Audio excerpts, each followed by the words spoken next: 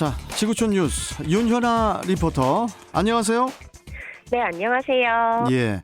자, 첫 번째 소식 전해주시죠. 네, 먼저 중국 코로나 소식입니다. 네. 중국에서 코로나19 지역 감염 신규 확진이 꾸준히 이어지고 있습니다. 중국 국가위생건강위원회는 지난 일요일 92명의 신규 확진자가 발생한 데 이어서 해외 유입 33명을 제외한 59명이 지역사회 감염이라고 밝혔습니다.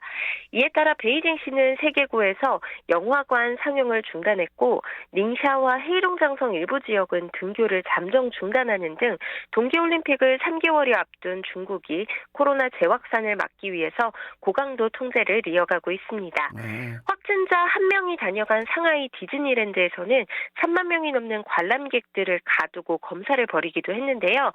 세계 최대 놀이공원 가운데 하나인 상하이 디즈니랜드 출구를 막고 곳곳에 경찰과 방역 요원들이 배치됐었습니다. 예. 하루 전 다녀간 관람객 1명이 코로나19 양성 판정을 받자 곧바로 출입문을 닫고 PCR 검사를 진행한 건데요.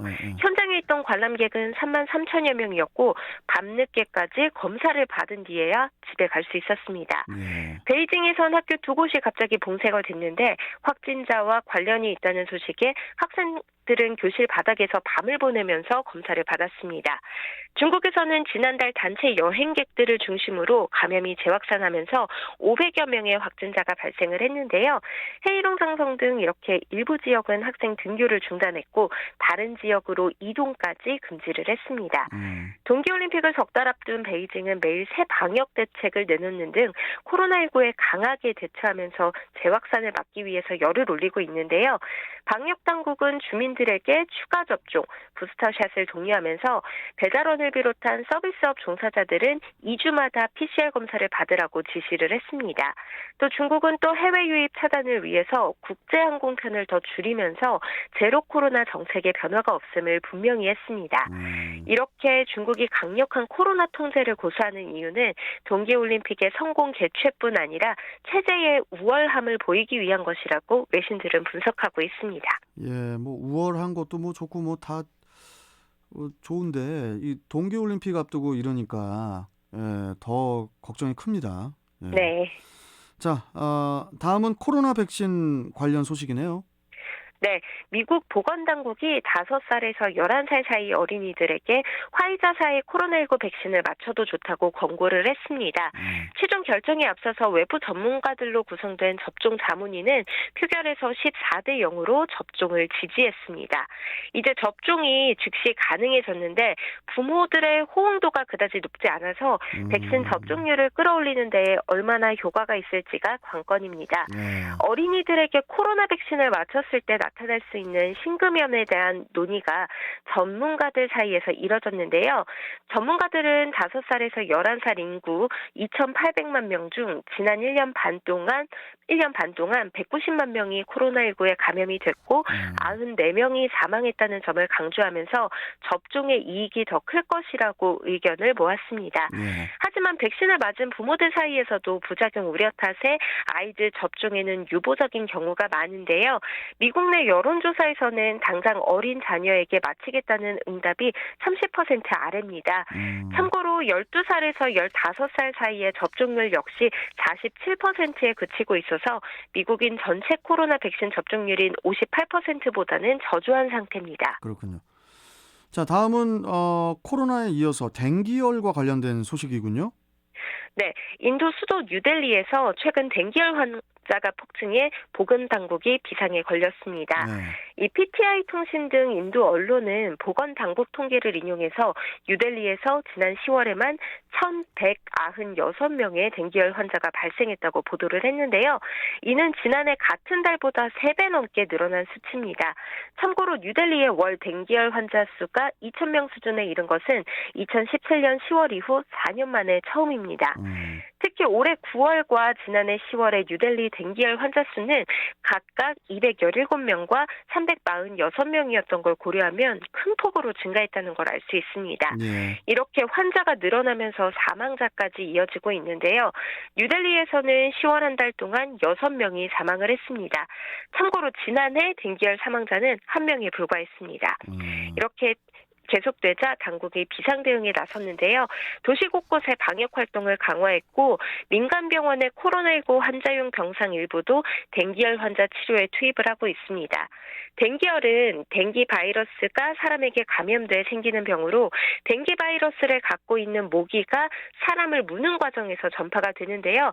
주로 순모기가 옮기고 3일에서 8일 사이에 잠복기를 거쳐서 고열, 두통, 근육통, 백혈구 감소증, 출혈 등이 나타났는데 대부분 심각한 증세 없이 일주일 정도 지나면 호전이 됩니다. 하지만 증상이 심해지고 적절한 치료를 받지 못했을 때는 사망에 이를 수도 있는데요. 이게 예방 백신이나 치료제가 없어서 각별히 주의해야 될 질병입니다. 특히 올해는 남아시아의 계절풍 우기가 예년보다 길어지면서 순모기의 활동이 더욱 활발해져 댕기열 바이러스가 크게 증가했다고 전문가들은 분석을 했습니다. 알겠습니다. 자, 다음 소식 전해주시죠. 네, 다음은 에티오피아 소식인데요. 에티오피아에서 내전이 격화되자 연방정부가 국가 비상사태를 선포하고 나섰습니다.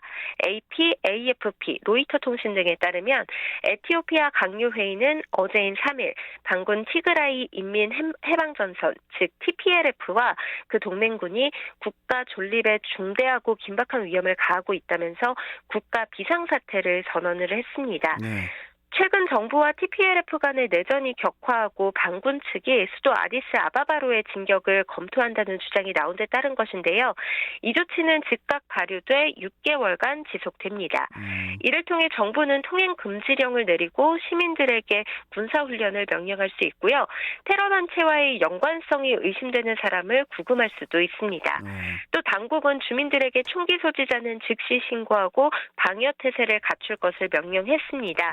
또 자택이나 사업장에 대한 수색이 이뤄질 것이라고도 경고를 했고요.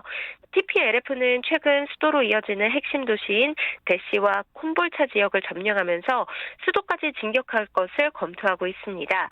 에티오피아 내전 상황이 악화하자 국제사회는 일제히 갈등을 중단할 것을 촉구하고 나섰는데요. 안토니오 구테우스 유엔 사무총장은 에티오피아 내 적대 행위를 즉각 중단할 것을 호소했습니다.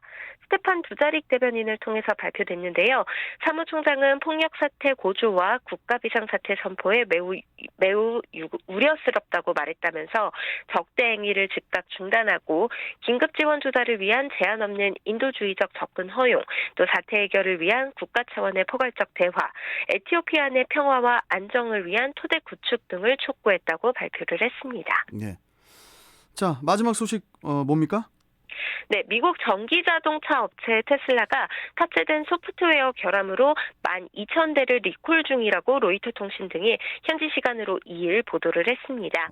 미국 도로교통안전국에 제출된 문건에 따르면요. 최근 테슬라는 2017년부터 현재까지 미국에서 판매된 차량 가운데 17,704대를 리콜 중인 것으로 파악됐는데요. 리콜 사유는 차량에 탑재된 소프트웨어 결함으로 전방 충돌 경고가 제대로 이루어지지 않고 긴급 제동 장치가 갑자기 활성화되는 등 주행 시 문제가 발생할 위험이 있기 때문입니다. 테슬라 측은 2017년부터 판매된 모델 S, X3와 2020년 판매된 모델 Y 중 탑재된 소프트웨어가 지난달 23일 업데이트된 차량이 리콜 대상이라고 밝혔습니다.